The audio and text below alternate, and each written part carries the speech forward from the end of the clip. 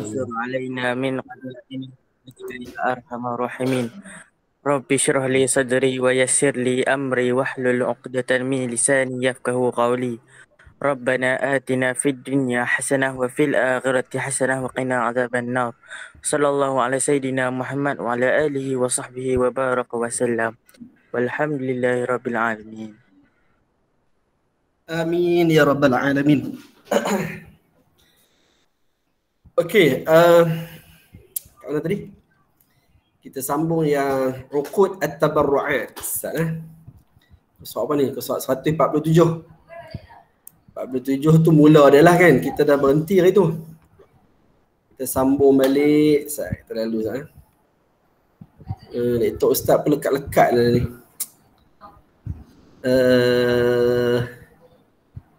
Pasal kita belajar hari tu hibah, wadi'ah dengan al-qardu. Kan, betul tak? Betul. Okey, kita sambung dengan al-kafalah. Okey. Al-kafalah. Okey. Kita bagi siapa dulu Siapa dulu nak baca tak tahu? Nasuha lah baca dulu. Al-kafalah. Pengertian bahasa jaminan dari segi istilah, menjamin hak yang sabit di atas tanggungan orang lain atau mendatangkan orang yang menanggung hak atau mendatang harta yang dijamin. Pembahagian al-kafalah. Al-kafalah terbahagi kepada dua jenis. Pertama, al-kafalah bid-dain. Menjamin hutang yang ditanggung oleh orang lain dengan penjamin akan membayar hutang tersebut sekiranya orang yang berhutang tidak mampu membayarnya setelah tamat tempoh. Yang kedua, al-kafalah bin nafsi. Cagaran yang mencukupi dan aku janji penjamin untuk memastikan kehadiran orang yang dituduh pada setiap hari perbicaraan. Okey, stop dulu lagi. Tadi Nasuha sambung je lah. Okey, al-kafalah. Okey, dari segi bahasa dia maksudnya jaminan lah. Kan, maksudnya jamin lah. Kita bagi jaminan kan. Okey, yang dari segi istilah dia, menjamin hak yang sabit di atas tanggungan orang lain. Okey, atau mendatangkan orang yang menanggung hak atau mendatang harta yang dijamin. Maksudnya kafalah ni lebih kepada apa? Kita bagi jaminan untuk orang lain. Dia tanggung orang lain lah. Kan, contoh mudah dia, kalau kita tengok kat sini lah dia bahagi ni. Kan, pembahagian ni sini ada penerangan dia dah. Al-kafalah ni ada dua bahagian. Yang pertama al-kafalah bid-dain. Maksudnya bahawa menjamin hutang yang ditanggung oleh orang lain dengan penjamin akan membayar hutang tersebut sekiranya orang yang berhutang tidak mampu membayarnya setelah tamat tempoh. Ni contoh dia apa? Contoh kata Nasuha lah. Nasuha buat loan, buat pinjaman. Lepas tu pinjaman tu bank dia letak syarat kena ada penjamin. Kan, jadi Nasuha pun minta tolong abang dia. Kan, dia kata abang boleh tak abang tolong jadi penjamin untuk Nasuha. Kan, Nasuha yang buat apa? Buat loan, tapi abang dia jadi penjamin. Jadi secara tak langsung abang dia tadi dia akan menjamin hutang yang ditanggung oleh Nasuha lah. Kalau Nasuha tak mampu bayar, dia yang kena bayar. Kan, ni zaman lah ni bahaya jugalah al-kafalah bidai ni. Sebab apa? Sebab ada orang kadang-kadang bila dia jadi penjamin, orang yang dia jamin tu tak mampu bayar, bank akan cari dia sebagai penjamin. Sebab hari tu dia yang tanda tangan surat, dia yang nak jamin orang tu. Kan, tu bahaya tu. Walaupun adik-beradik pun kalau boleh elakkanlah jadi penjamin ni. Sebab apa? Ya. Amir suruh accept. Tak bunyi pun. Oh, masuk. Ustaz tak dengar pun. Tak bunyi Bisa dengar. Okey. Jadi maksudnya kalau Nasuha tadi, maksudnya apa? Maksudnya dia, abang dia tadi jadi penjamin lah. Itu yang dia kata ni. Menjamin hutang yang ditanggung oleh orang lain. Maksudnya abang dia yang hutang. Nasuha yang hutang. Abang dia menjamin hutang tadi. Dengan penjamin ni akan membayar hutang tersebut.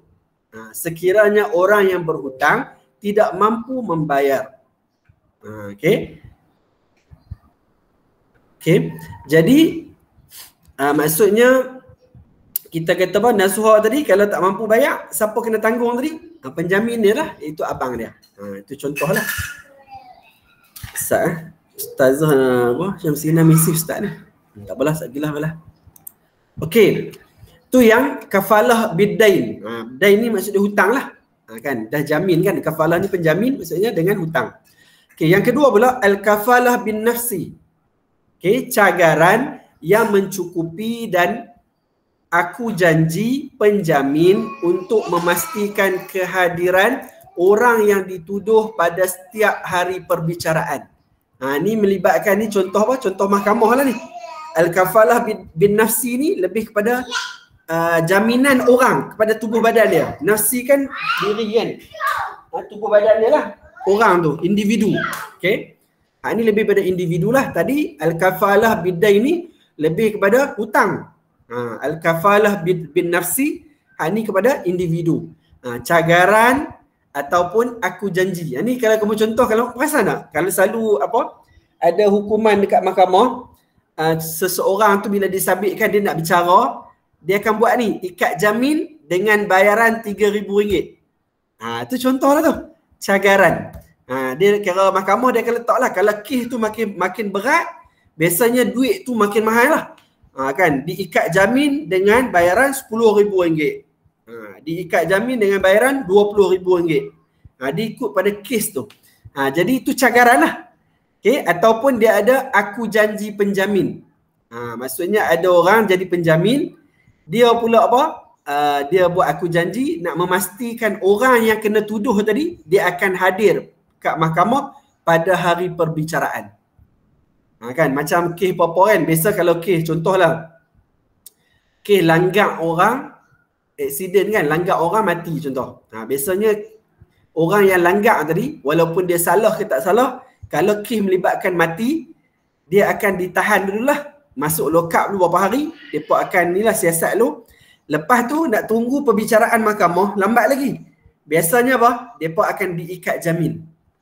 Kan sama ada jadi dua lah kat sini. Sama ada cagaran tadi mungkin bentuk duit kan, ataupun aku janji penjamin. Mungkin ada orang lain yang dia buat aku janji, kata dia akan pastikan orang yang kena tuduh tadi, maksudnya orang yang langgar orang mati tadi lah, okay, dia akan hadir pada hari perbicaraan dekat mahkamah tadi. Okay, boleh kot lah setakat ni. Seluruh Ustaz ajak lah bagi yang faham ni kan, contoh senang lah tadi. Okay, sambung Nasuha. Hadis Rasulullah sallallahu alaihi wasallam an Salamah bin al-Aqwa'i radhiyallahu anhu qala kunna julusan 'inda an-nabiy sallallahu alaihi wasallam id utiya bi janazatin faqalu salli 'alaiha qala hal taraka shay'an qalu la qala fahal 'alaihi daynun qalu thalathatu dananir qala sallu ala sahibikum qala Abu Qatadah salli alaihi ya Rasulullah wa alayya dainuhu fasalla alaihi. Artinya daripada Salamah bin al-Aqwa radhiyallahu anhu berkata, kami sedang duduk bersama dengan Rasulullah sallallahu alaihi wasallam, maka didatangkan satu jenazah. Mereka berkata, solatlah ke atasnya. Rasulullah sallallahu alaihi wasallam bertanya, adakah dia meninggalkan sesuatu? Mereka menjawab, tidak.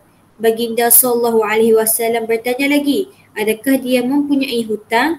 Mereka menjawab 3 dinar.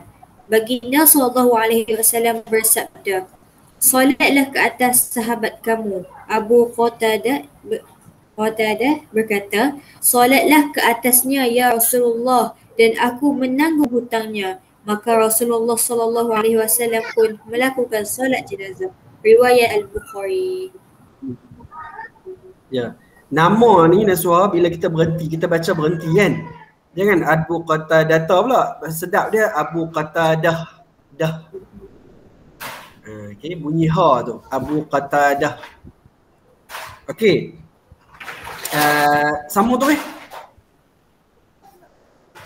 Okey. Contoh al-kafalah. Ali menjadi penjamin kepada anak saudaranya yang mengambil pinjaman daripada PTPTN berjumlah RM140,000 untuk melanjutkan pelajaran ke Jepun. Rukun dan syarat al-kafalah. Rukun pertama, penjamin. Syarat, baligh, berakal, sukarela dan berkelayakan menguruskan harta. Rukun kedua, orang yang dijamin. Syarat, mestilah mempunyai tanggungan hak yang boleh dijamin. Kerelaan pihak yang dijamin tidak disyaratkan dalam akad ini. Rukun ketiga, sirah iaitu lafaz ijab dan qabul. Syarat, dilakukan dengan sukarela, menunjukkan maksud jaminan, tidak terikat dengan sebarang syarat, tidak dibataskan dengan tempoh tertentu. Rukun keempat, pihak yang menerima jaminan. Syarat, menjadi tanggungan orang yang berhutang kadar diketahui dengan jelas.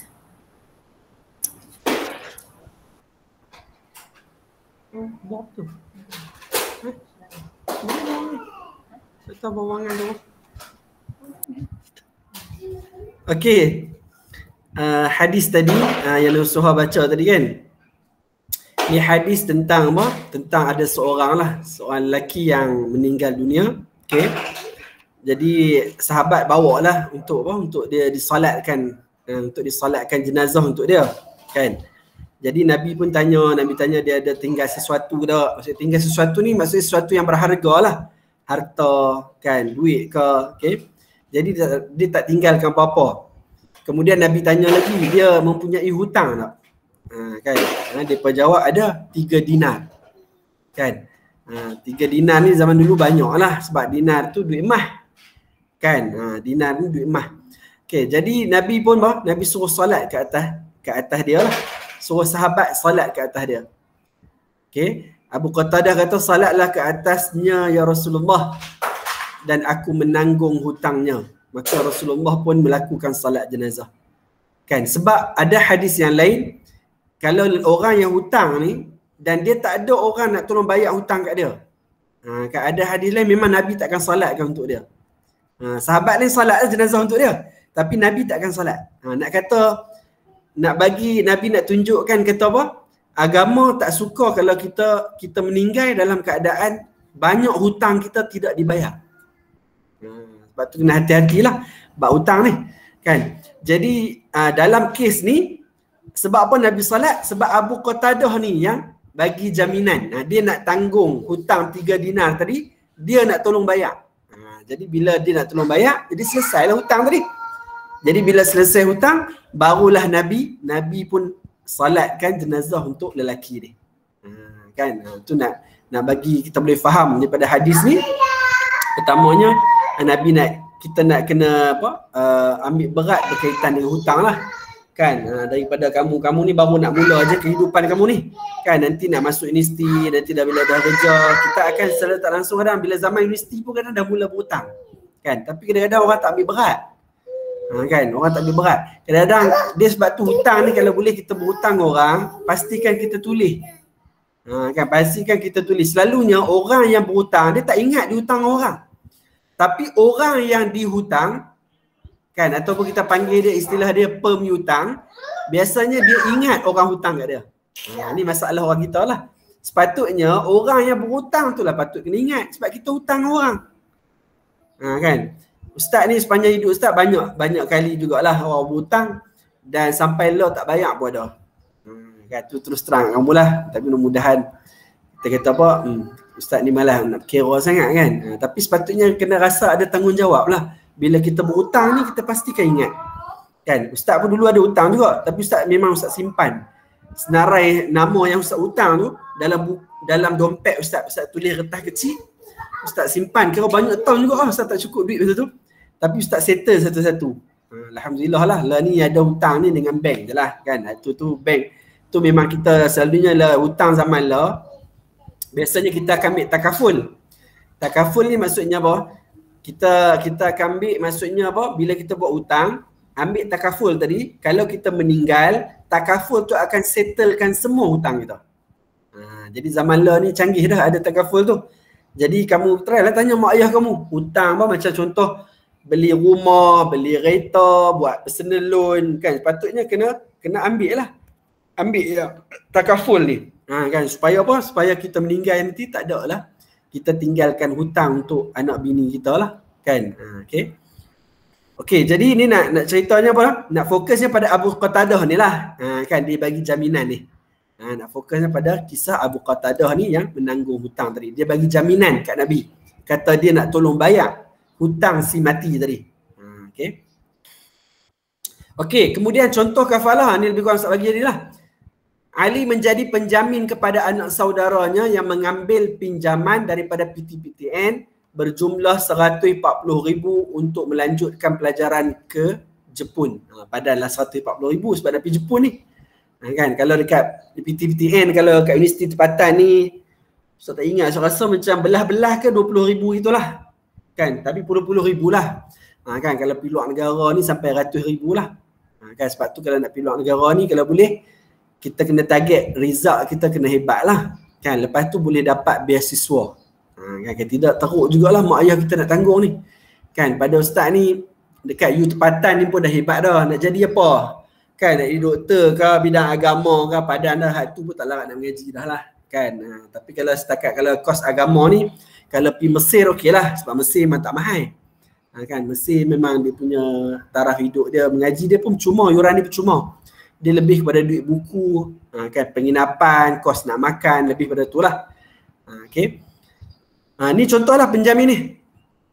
Kan, maksudnya jadi penjamin. Tapi dia apa? Maksudnya dia jaminlah anak nakan ni tadi nak buat pinjaman PTPTN 140,000. Okey, rukun dan syarat kafalah. Ni Ustaz tak mau ambil panjang lah sebab pasal apa? Nasuhah dah baca dah. Okey, dia lebih kurang sama lah. Okay, dia ada penjamin. Kan, penjamin macam biasalah. Balik, berakal, sukarela, berkelayakan menguruskan harta. Lepas tu orang yang dijamin pula. Kan? Okey. Kemudian sirah dia, lafaz ijab qabul. Okey. Lepas tu pihak yang menerima jaminan. Okey, pihak menerima jaminan ni PTPTN lah. Kan? Hak ni tadi orang yang dijamin tadi anak menakan tadi. Okey, penjamin tadi pak menakan lah. Kalau contoh PTPTN tadi kan. Okey. Sirah dia itulah lafaz dia ni lah. Kan nak berhutang, nak pinjam 140,000 tadi. Ada sirah ijab qabul dia. Okey. Habis kafalah. Ada soalan tak? Farah, okey Farah. Nak tanya apa kah? Tak ada. Safia, okey. Okey, sambung. Kita sambung. Siapa Ustaz jangan panggil ya? Saya pun tak ingat lah. Naim kan jangan ada. Naim ada Naim? Ada. Naim, sambung Naim.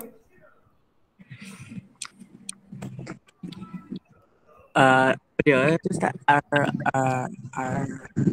Ar-Rahnu. Tak pernah dengar Ar-Rahnu biar rakyat. Pernah.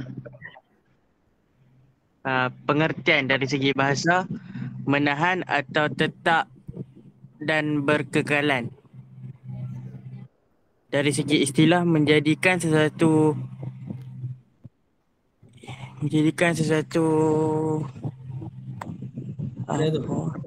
Aset.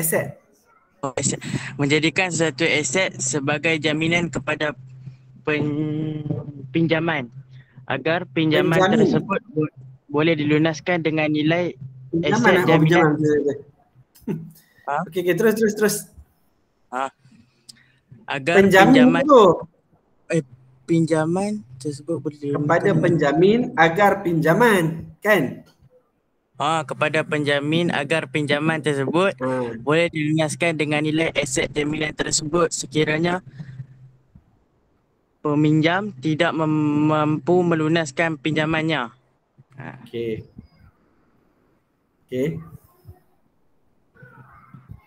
Dalil keharusan ar-rahnu. akad ar-rahnu adalah diharuskan berdasarkan firman Allah Subhanahu wa taala. Wa in kuntum ala safarin wa lam tajidu katiban farihanum maqbudah.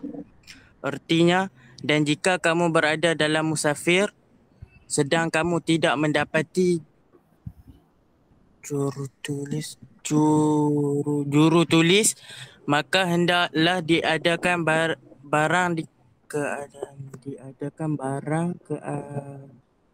barang gadaian untuk dipegang oleh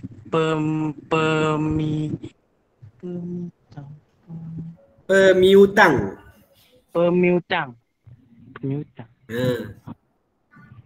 Okey. Ayat ini secara jelas menyatakan keharusan menjamin hutang dengan barang gadaian. Contoh ar-rahnu, Fatimah menggadaikan gelang tangannya kepada salah sebuah institusi pajak gadaian Islam untuk mendapatkan modal perniagaan. Okey, lagi sambung lah. Ya. Ustaz ni lu, Ustaz terang lu. Okey. Ar-rahnu kan. Ni ar-rahnu ni bisa dengar ar-rahnu biar rakyat lah, macam-macam ada. Type je kat Google tu. Mari kita tengok. Ada. Ar-rahnu. Ar-rahnu. Oh, ada ar-rahnu yapim. Nak type macam mana? Bukan ar-rahnu asud. Syarikat-syarikat yang menawarkan pajak gadai. Betul? Ar-rahnu kangak mana ni? Ar-rahnu yapim. Ar-rahnu agrobank. Ar-rahnu berayak dah. Ni ar-rahnu berayak ni. Gambar ni. Ar-rahnu express. Banyak ni.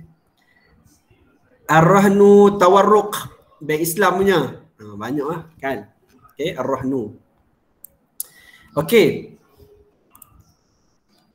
Menahan atau tetap dan berkekalan kan, menjadikan sesuatu aset sebagai jaminan kepada penjamin agar pinjaman tersebut boleh dilunaskan dengan nilai aset jaminan tersebut sekiranya peminjam tidak mampu melunaskan pinjamannya. Okey, maksudnya apa? Jadikan sesuatu aset. Aset apa? Aset tu boleh jadi tanah, boleh jadi rumah kan, ataupun barang kemas, emas kan, ada apa panggil mah yang besar tu panggil apa? Mah apa tu panggil? Apa dia ni? Jongkong. Jongkong mas. Ni mesti Farah banyak jongkong mas kat rumah ni kan. Jongkong mas kilo kan, dahsyat lah kalau ada sekilo tu kaya dah kan. Jongkong mas maksudnya benda-benda yang aset lah. Okay, maksudnya apa? Agar apa? Dia jadi jaminan lah, sebagai jaminan. Kan? Macam kita nak buat loan kan, contoh macam ustaz kan, sebagai seorang guru, ustaz nak buat loan kan, depa akan tengok apa? Depa akan tengok slip gaji ustaz. Kan, kerja kita dapat bulan, tiap-tiap bulan dapat duit kan, gaji berapa ribu, dia tengoklah mampu nak buat loan banyak mana. Okey. Macam suri rumah kan, dia nak buat loan, nak tunjuk slip gaji mana? Tak kerja. Kan, jadi salah satunya dia nak duit kan, dia buat apa? Dia gadai barang kemah dia. Biasanya bank ni, saya tak ingatlah persen dia yang tempat. Kan, kamu kena pergi kat bank lah. Maksudnya kalau contohlah harga barang kemah kamu, rantai kamu lah katalah harga dia 10,000. Kan, sekali dengan loket sekali lah kan. Kali 10,000. Bila kamu bawa pi ar-rahnu, kamu tak akan dapat lah pinjaman 10,000. Dia akan bagi kurang sikit. Katalah 80% dia bagi. Dia bagi 8,000 lah kat kamu. Okey, 8,000 dia bagi duit kat kita 8,000. Lepas tu dia ada sedikit lah. Setiap bulan selama 6 bulan dia ada bayaran upah. Dia jaga barang kemah kita. Barang kemah kita bagi kat dia 10,000 tadi. Cash 8,000 dia bagi kat kita. Jadi kita dapat 8,000 tu sebab apa? Sebab kita bagi barang kemah rantai kita tak sah sebagai jaminan. Kita kata apa? Kalau tak mampu nak bayar nanti 8,000 tu kena bagi balik tau duit kat dia. Sebab kita hutang duit tu. Kan, nanti lepas 6 bulan ataupun selepas setahun ke kita nak ambil balik barang mah kita kena bayar balik 8,000 tambah dengan duit upah jaga barang kemah, kita akan dapat baliklah barang kemah kita. Tu konsep dia. Sebab tu jadi jaminan. Kalau tak mampu nak bagi balik 8,000 tadi, Macam mana? Mereka akan ambil lah barang kemas kita. Sebab tu sebagai jaminan. Okey. Okey, ni dalil dia ar-rahnu tadi.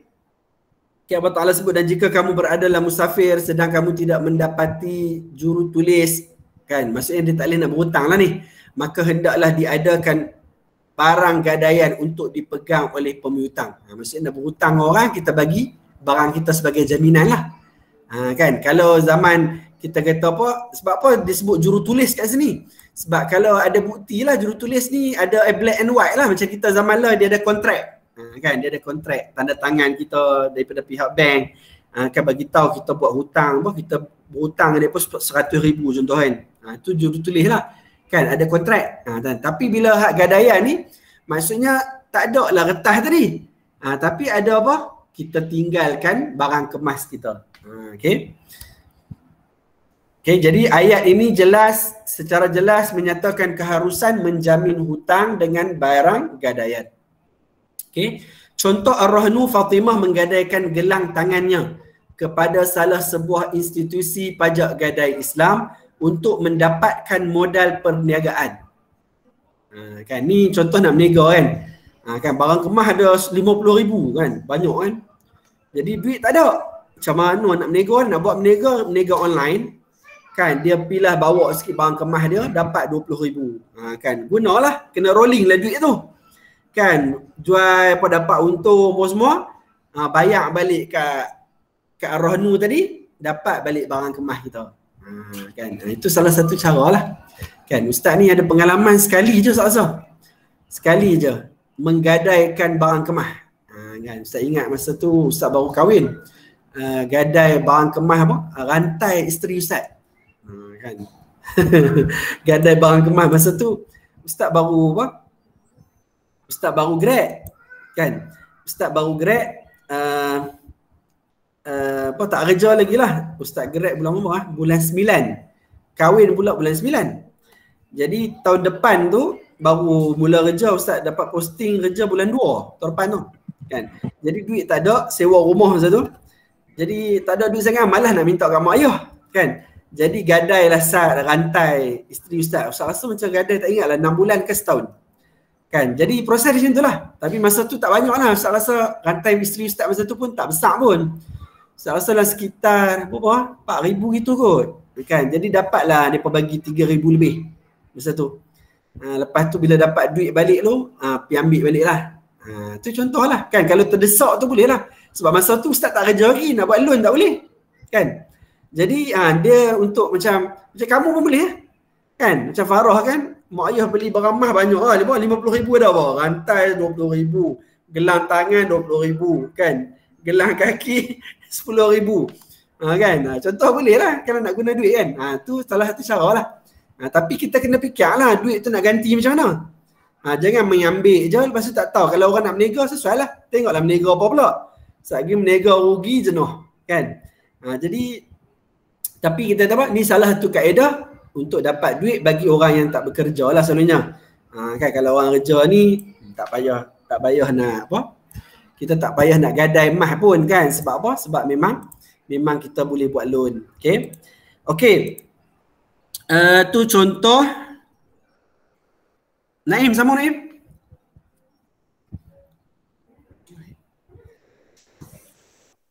Rukun dan syarat ar-rahnu. Okey.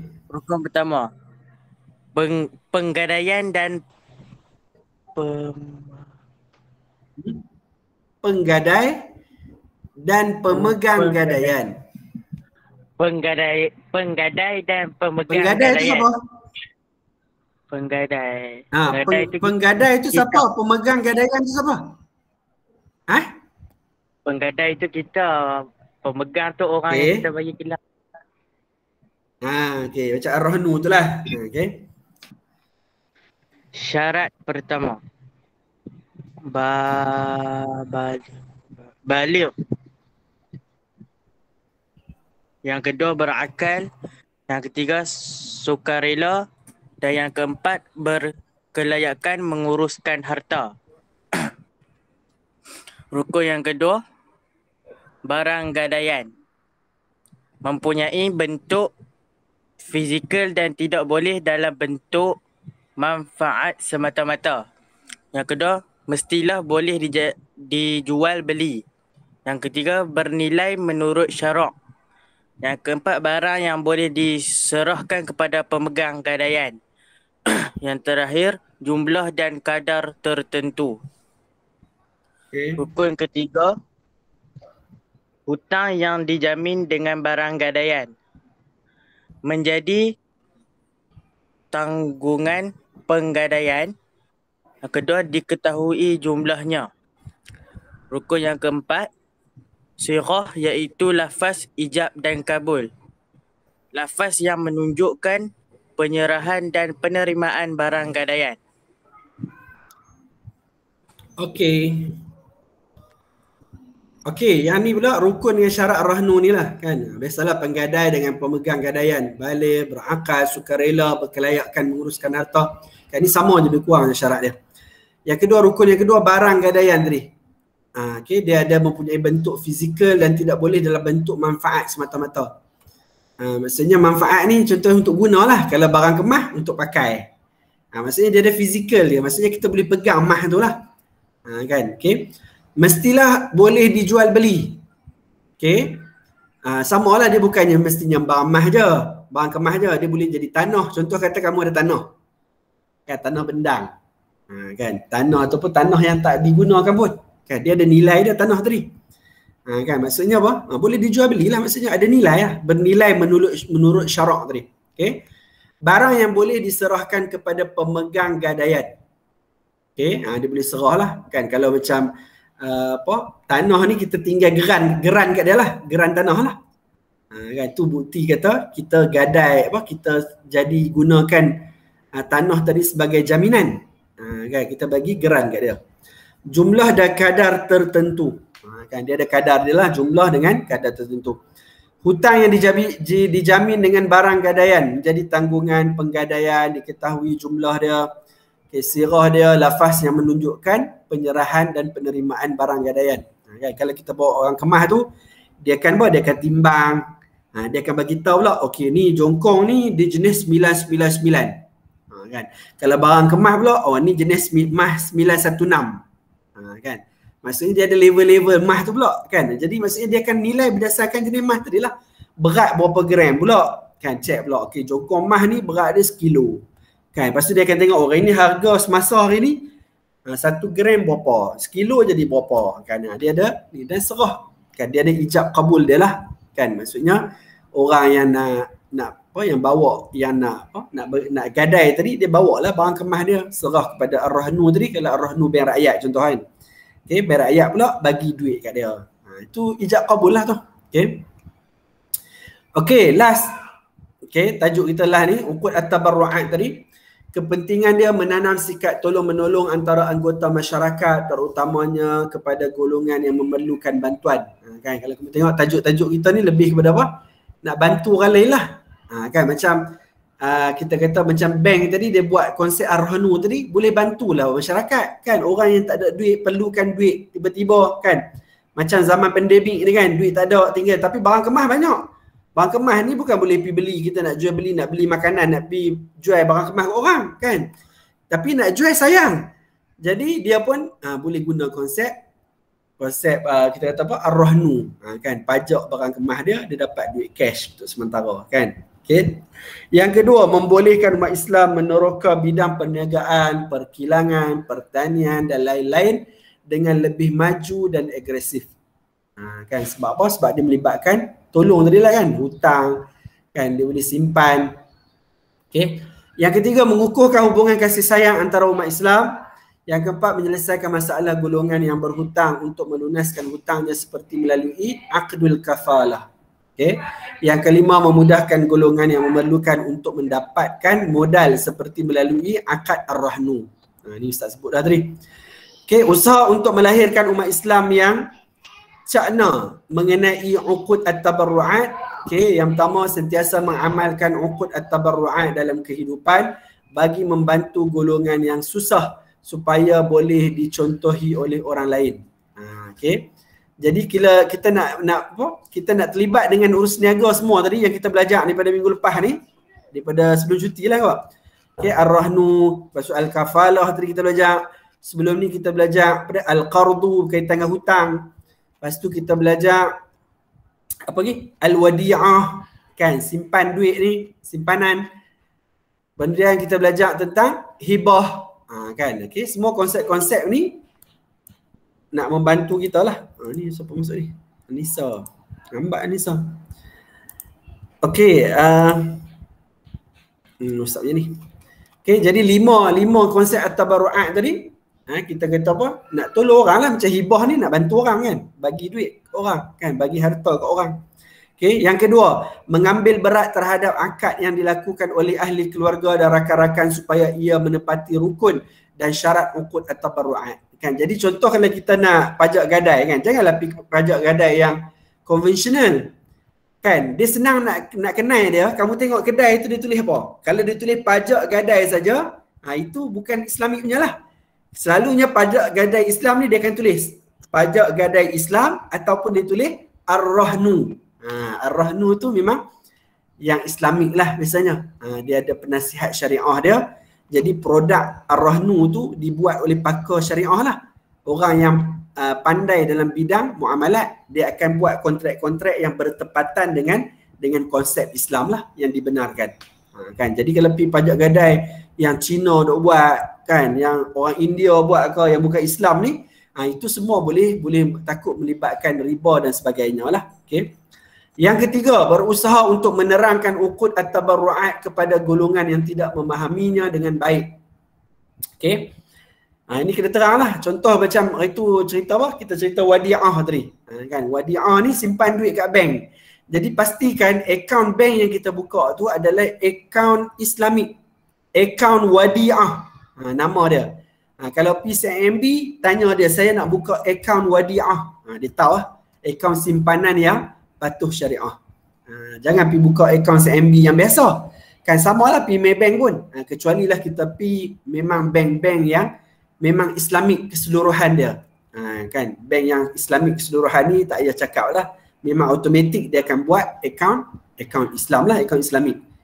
Contoh macam Tabung Haji, Bank Islam, Bank Rakyat, BSN. Ada lagi? Tak ada kot. Yang tu je lah. Hal lain tu kita kena bagi tahu kat dia.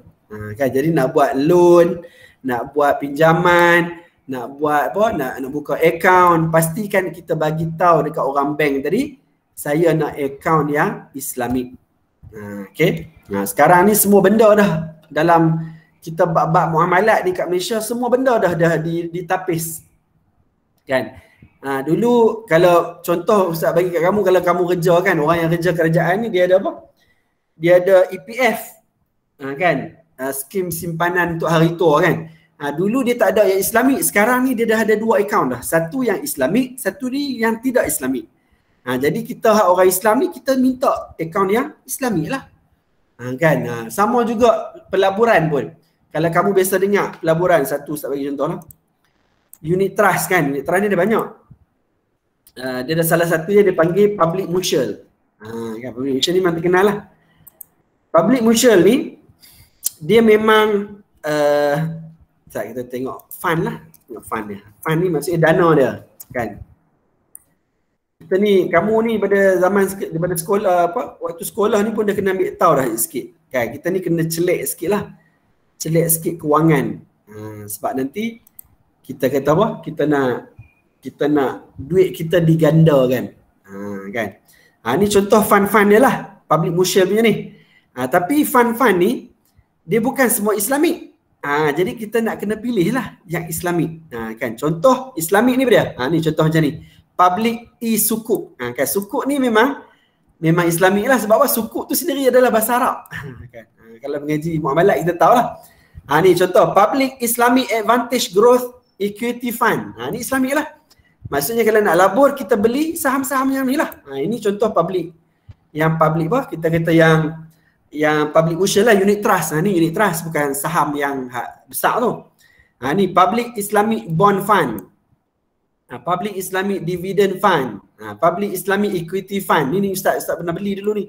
Masa Ustaz baru kerja. Biasa beli satu equity ni, Public Islamic Equity Fund. Ingat lagi. Ni Islamic belakang lah ni. Itikal ni pun Islamic. Kan? Yang Islamnya. Contoh yang tak patut Islamic, contoh macam ni lah. Public Japan Global Equity Fund. Ini tak Islamic. Kan? Jadi benda-benda ni, apa beza dia? Ada beza. Sebab dana-dana ni, kalau yang tak Islamic, dia akan terlibat dengan arak dan judi. Kalau yang Islamic, dia tak akan laburkan duit kita dekat arak dan judi dan riba. Dia tak akan laburkan. Tu ada beza. Okay? Jadi jangan kita pandang sebelah mata lah. Sebab tu kena belajar tu. Kalau tak belajar, kita tak tahu benda ni. Kan? Okay? Kemudian, menjadikan uqud at-tabarru'at yang dapat meringankan kesusahan anggota masyarakat yang memerlukan. Ni salah satu pada 5 tadi kan. Ada boleh bantu orang.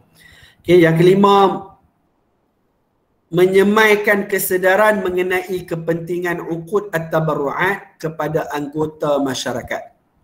Okay, kepada anggota masyarakat. Okay, jadi kita kata apa? Ilmu-ilmu ni, muamalat ni basic je lah. Yang kita akan belajar. Kita belajar untuk subjek PSI ni hanyalah asas lah. Kan? Uqud at-tabarru'at ni salah satu dia yang kita belajar. Okey.